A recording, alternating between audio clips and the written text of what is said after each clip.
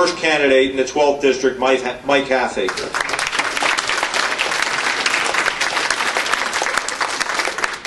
Thank you, Senator. How's everyone doing today? Had that warm-up act to go. I was outside, I'm like, that's a tough crowd. My name is Mike Halfacre. I'm the mayor of my hometown, Fairhaven, New Jersey, in Monmouth County. And I ran for mayor because I didn't like the direction my town was going. Property taxes were spiraling ever upward. We didn't have that small town feel. Borough Hall was a mess. And 4 years ago, I decided I was going to do something about it. I'd been away from politics somewhat. I served on the Borough Council when I was 27 years old. I've been away from politics for 10 years and decided I'd had enough and I was going to run. In my first year in Fairhaven, we replaced the borough administrator, the borough clerk, the DPW supervisor, the CFO, and the borough engineer.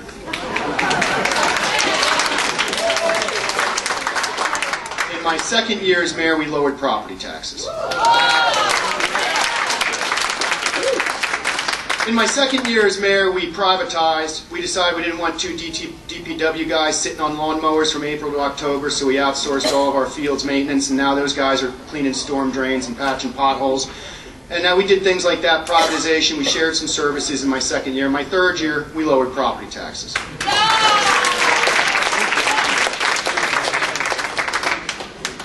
In my third year, we decided that we didn't need to have young men and women sitting in the police headquarters 24 hours a day answering the telephone to talk about someone's cat in a tree. So we went to the county of Monmouth to answer the telephone, and on Monday night in my fourth year we introduced a budget that lowered property taxes. Now,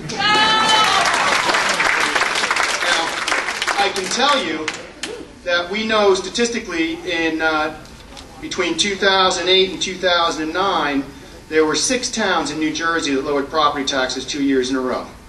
We don't have the numbers from 2009 to 2010 to see how many of those 6 are going to move forward and do it, but we feel pretty good about being in the top 5.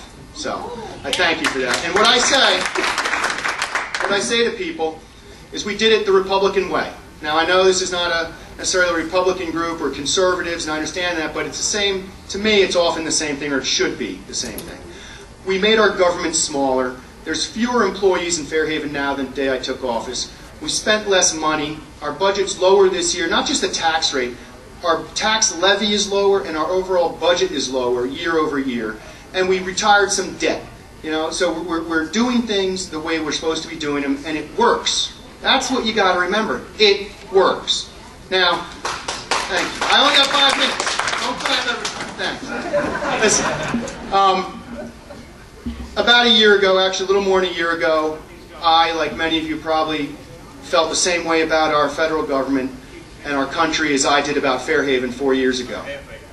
You're a little tired of the debt, a little tired of the spending. It just felt like things weren't right in Borough Hall or in Washington, D.C. And I started thinking about running this race, and I started running this race, and I've been running this race for over a year now. Up until 3 months ago, I was a front runner in this race. And 3 months ago, a retired Wall Street executive hedge fund manager decided that he wanted to be a congressman. And unfortunately, since then, I've become a bit of an underdog. And I will tell you that despite the fact that I've spent much of the past year working very hard across the grassroots, I have Tea Party endorsements, I've won screening committees, and yet I don't have any county lines yet. So I ask for your support, and we'll be more than happy to take 5 minutes. Is there a time? I don't even know if there's a timekeeper, but I have 1 more minute.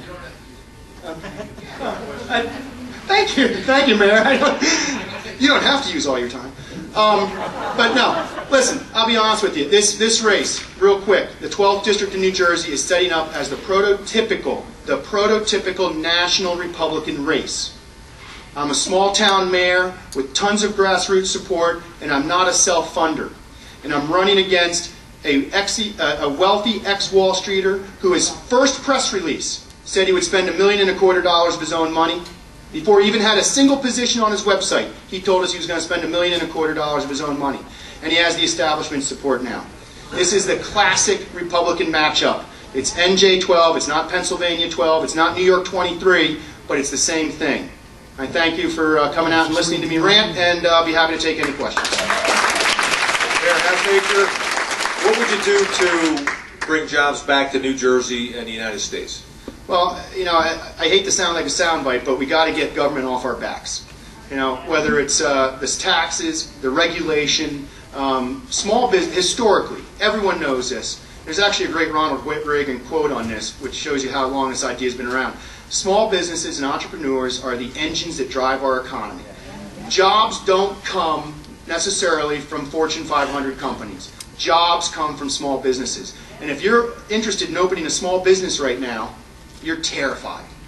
And that's what we got to do, is get the deer out of the headlights look from our entrepreneurs. What is your position on global warming, cap and trade, and EPA regulations of greenhouse gases? Is this where the other guy got the booze?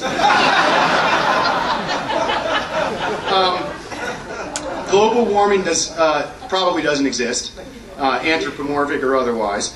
Cap and trade is an abomination. Again, government off our backs, folks. That's what I talk about. Get government out of my pocket and off my back. And that's cap and trade. What was the last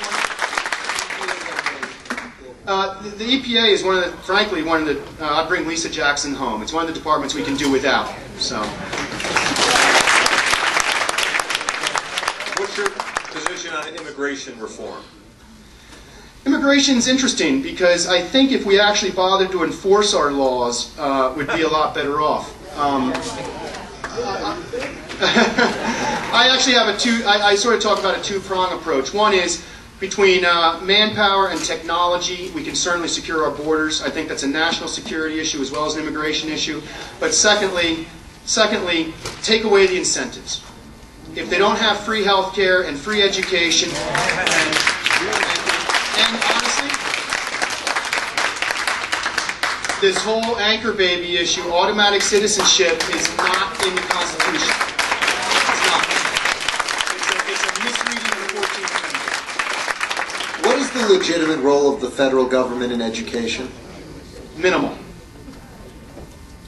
I just realized I was told to keep my answers short. Listen, this might be a little unpopular, but I'm going to tell you that I am a product of New Jersey's public schools, and I think they did a darn good job. But I went to college in Florida, and I went to college with a lot of people across the South, and their public schools do a poor job.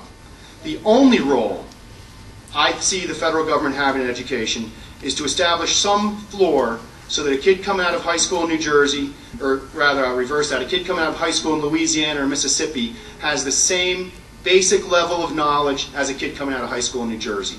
I don't want to rely on, well, I want there to be some equality of opportunity in every state educationally, and I don't know if we can rely on states to do that. And I know that's not a popular answer, but I have a sister-in-law from Louisiana, and she ain't very bright.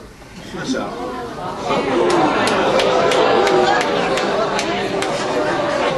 We're good people in Louisiana. I love you. Where are you going for Thanksgiving this year? What's the role of the U.S. military, particularly in the Middle East? I like to think that I'm pretty strong on national defense. The Middle East is obviously a hotbed. I am a strong supporter of Israel.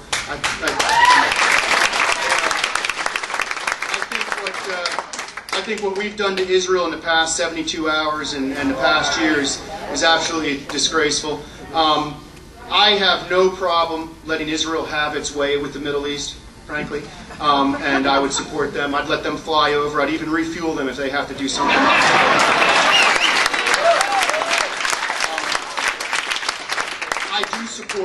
I do support a level of, I'm trying to think of the right way to phrase it.